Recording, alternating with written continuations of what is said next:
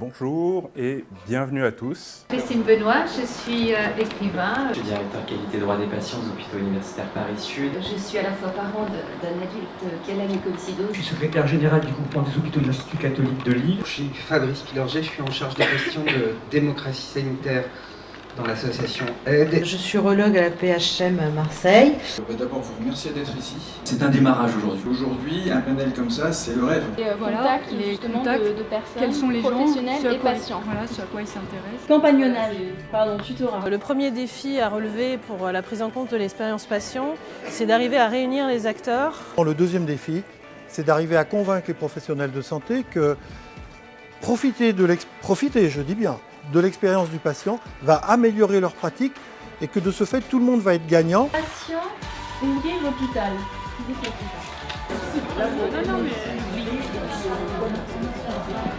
Redonner confiance au patient, confiance en lui pour exprimer son expérience, son vécu, son ressenti, savoir que sa parole a de la valeur. Je suis rentré à l'hosto et ouf, j'en suis ressorti avec ma prothèse, tout va bien. Après, si j'ai des complications, c'est marginal, ce ne sera pas une association de patients.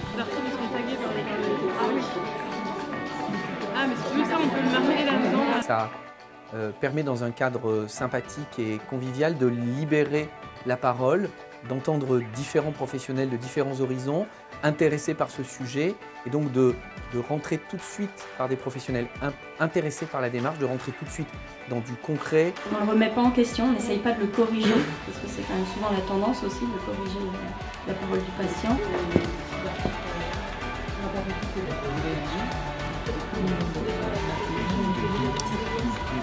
Se mettre effectivement à un même niveau de réflexion et de réciprocité. Donc c'est la première chose à faire pour arriver à une meilleure prise en compte finalement de la vie et de ce que savent les personnes de leur propre vie avec la maladie pour qu'ils transforment le système de santé.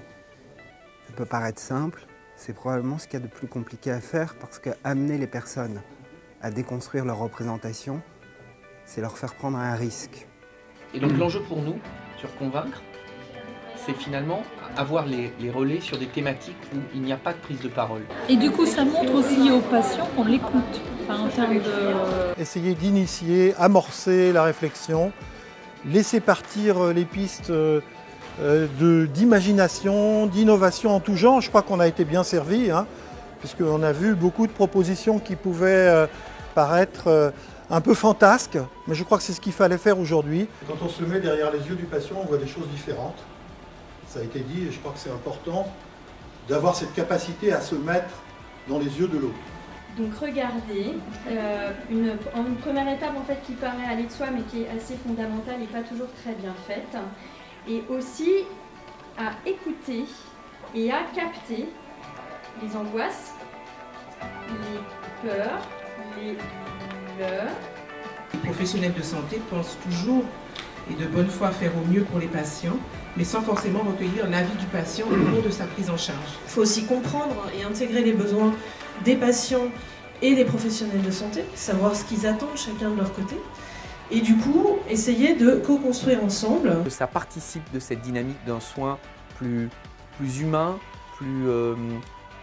beaucoup plus basé sur l'échange que sur la technique. On a discuté à la fois du confort du patient, de son information, de l'ennui à l'hôpital. Enfin, on se rend compte qu'il y a énormément de facteurs à prendre en compte et d'avoir pu échanger, ça montre aussi que les différents points de vue et les différentes expertises sont toutes nécessaires. Moi, j'ai beaucoup appris pour moi-même et pour mon exercice, c'est-à-dire que je pense que j'ai un peu mieux compris ce que c'était que l'expérience patient. C'était aujourd'hui une première en fait, cet atelier autour de l'expérience patient. Pour nous, derrière maintenant, avec Ama et avec l'équipe de l'Institut, j'ai envie de dire, la besace m'a l'air bien pleine. Je vois avec beaucoup de bonheur que dans les idées qui ont été proposées, bon nombre d'entre elles ont été opérationnalisées, c'est-à-dire comment on va s'y prendre. Je pense que des initiatives comme celle-ci, si elles sont relayées, si elles sont médiatisées, si elles sont communiquées dans les milieux professionnels, est de nature à faire avancer. L'objectif de ce type d'initiative, c'est assez rapidement de générer, de créer